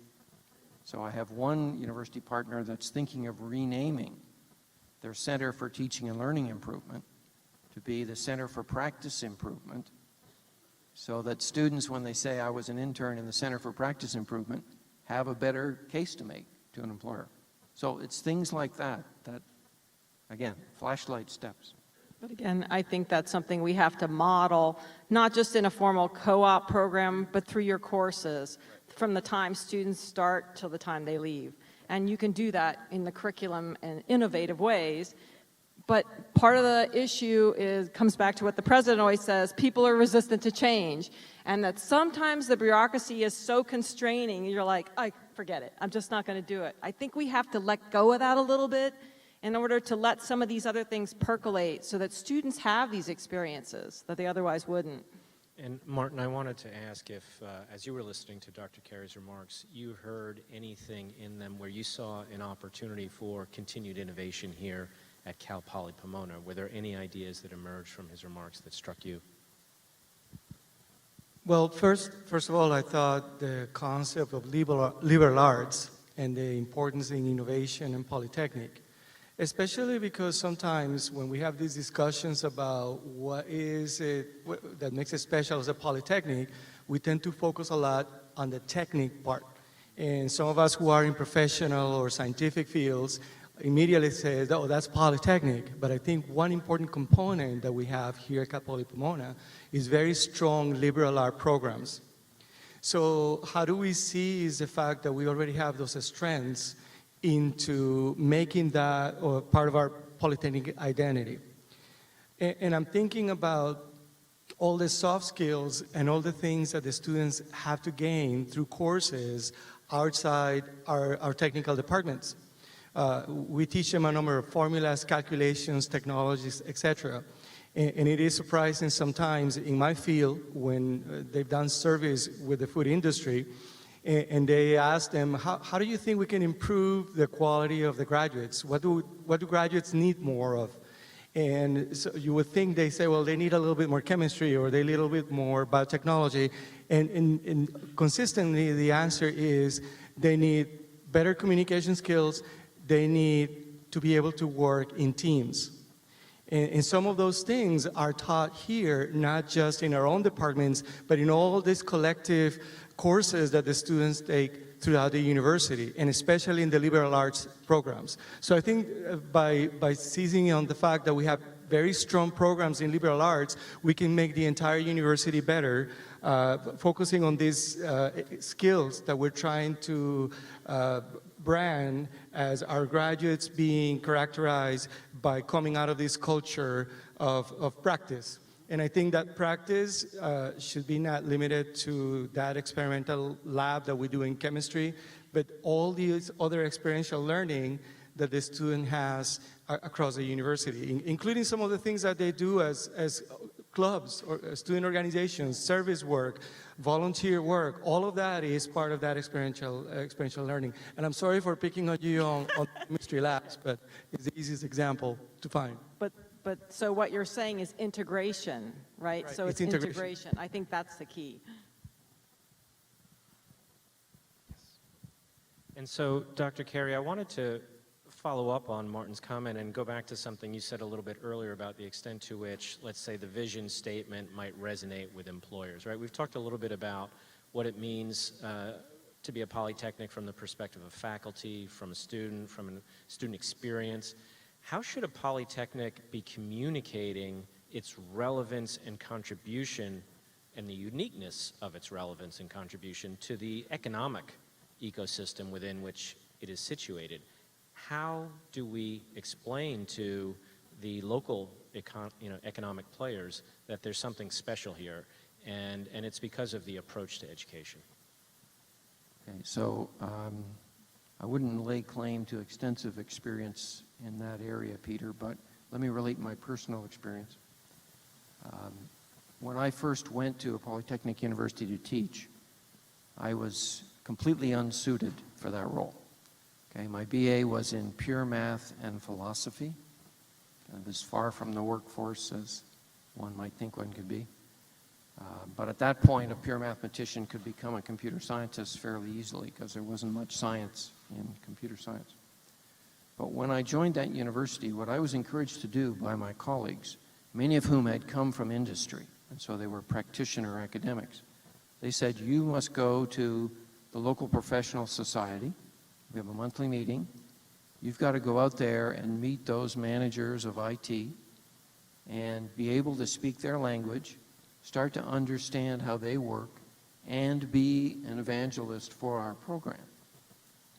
So there are things like that which, at the department level, I was encouraged to do in order to build those bridges, partly for me to learn what the local professional community needed, partly to be able to communicate to them what our research was able to bring to them and to help them advance, but also to start to make the contacts with students. That when I wrote a reference letter, the local IT manager had some opportunity to associate that with a face and a person that worked on a committee. And all of this engagement with the professional community had to be valued, at least at the department level, hopefully higher up at the institutional level. So again, that institutional culture, which valued that kind of engagement and saw its importance for our students' success, that's hard to replicate at some other places. And Martin, I just wanted to ask one follow-up comment to you as well, and that is, as we think about embedding this polytechnic capability in the student experience, what opportunities do you see for Cal Poly Pomona to continue to innovate in a way that, as Tom suggested, we have practitioners who can demonstrate that they can innovate in the practice? How do we create the visibility around that demonstration at an institution like Cal Poly Pomona? Well, I think one of the important areas is for us to respond to the needs of the real world. So I think we need to be really in sync in our different professional fields and also with our surrounding community in terms of how can we be up to the trends and to what the market is driving right now in our different fields. So I think perhaps a more systematic approach to how do we engage with external stakeholders such as employers and community leaders in terms of receiving feedback from them as far as the quality of our graduates and what do they appreciate from our graduates. It's easy for us, especially us as faculty, we're very focused on our teaching and the things we're doing, to think that we're doing the right thing and we're doing what the students need, but the reality is once the students hit the market and are there in the real world is when they realize, oh, you know, I wish I could have gotten a little bit more of this or that. So I think learning a little bit more from the employers, if we're gonna try to market ourselves as creators of a particular product, you know, which is the students that are employed by employers. So we need to hear more from employers as to what do they value about our students. Are we doing enough of that? And I also think that another important aspect of this is that there is really not one size fits all because we have so many different fields. So experiential learning is very diverse as the fields that we have. So yeah, you mentioned, for example, a co-op, but there are so many other ways of experiential learning, and some are more suited for certain fields than others. So I think keeping a very open mind in terms of the diversity of the experiential learning, and also trying to seek very, again, systematic ways, not just anecdotal, but systematic, such as a survey, or for example, one thing that we can do is, a student goes and has an internship experience, not just have the student do a report on their experience, but also have the employer or the supervisor of that internship provide some feedback to us as to the strengths and weaknesses of the students, areas where they feel that maybe they can be prepared better, and also, quite honestly, give us a very brief summary as to if they find something unique in the preparation we're providing, what is that uniqueness? Well, Martin, Lisa, Tom, thank you very, very much. Please join me in giving a warm round of applause to our panelists. We're now going to be hearing from my colleague, Mike Stallworth, who is going to lead us through a brief set of questions, and then we'll have some results to look at as well. Thank you.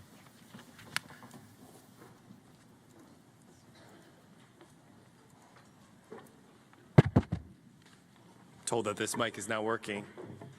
Well, thank you, Peter. It's a pleasure and an honor to be here, as it has been, to work with this committee over the course of this year on this important strategic planning initiative. We've shared a lot of information with you today about the strategic planning process, and we've started a very good discussion about this important question that Dr. Coley has posed to the committee and to this community around the Polytechnic identity. As Peter mentioned earlier, this is an important opportunity or occasion for us to gather input and continue that dialogue. And so we wanted to use technology as a way to do that, not only for folks who are in the room today, but anyone that is participating in the overflow room, as well as folks that are following along through the live stream.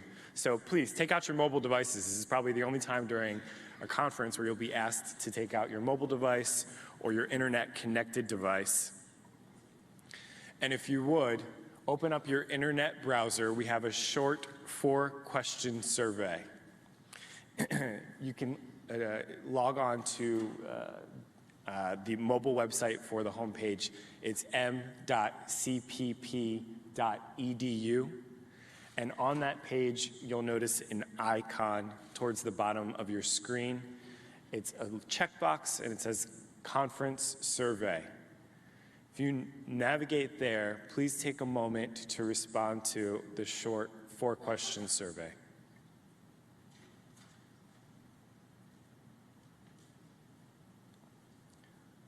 And if your mobile device poses a fire hazard, please do it with another device later.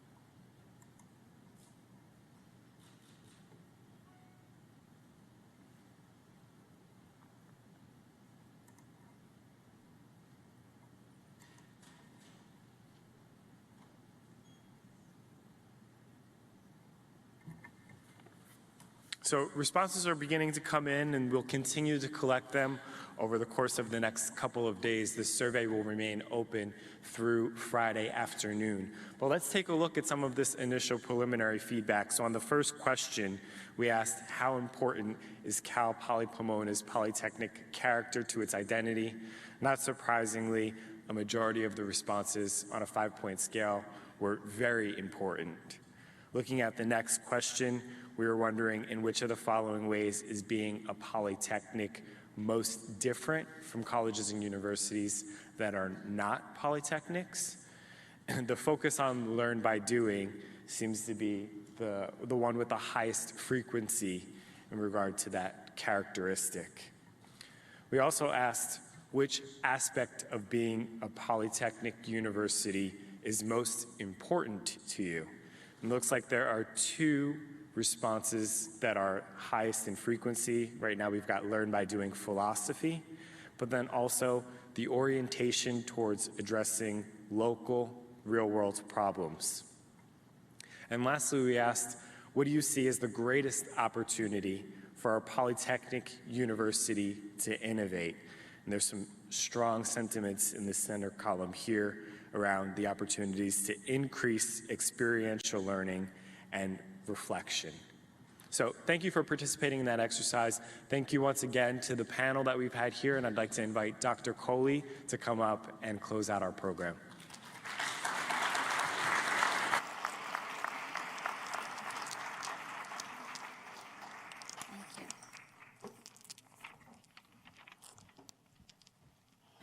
Well, I hope that you have enjoyed this year's opening fall conference, and thank you so much for your participation and engagement.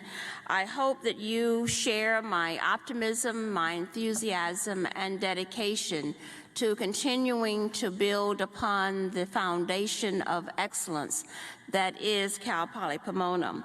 I also want to take a moment to again thank Dr. Peter Stokes and Mr. Stallworth, as well as our distinguished speaker, Dr. Carey. Thank you so much for being a part of this, and for our outstanding faculty, Dr. Lisa Alex and Dr. Martin Sancho Madriz. They are a part of the Strategic Planning Committee, and their insight and perspectives have really enlivened our discussion. Again, I hope that you will come back and join us at 2 p.m. for our Service Award program. We're very excited about celebrating the years of commitment and dedication of our faculty and staff to the campus. Have a wonderful start of a 2016-17 academic year. Please find time to engage with the students. I know certainly the faculty and many of the student affairs staff will, but others of you who wouldn't ordinarily have an opportunity to talk to students, please take a moment and introduce yourself and to let them know that you are supportive of them and their experience here. Have a wonderful year, and thank you again.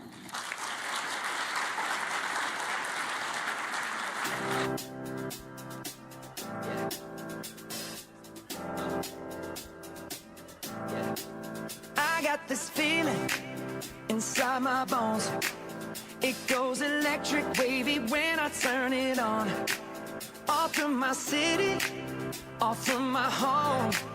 We're flying up no ceiling when we in our zone. I got that sunshine in my pocket, got that good soul in my feet. I feel that hot blood in my body when it drops. Ooh, I can't take my eyes off it, moving so phenomenally. You're more like the way we rock it, so don't stop. And under the lights when everything goes, nowhere to hide when I'm getting you close. When we move, well, you already know. So just imagine.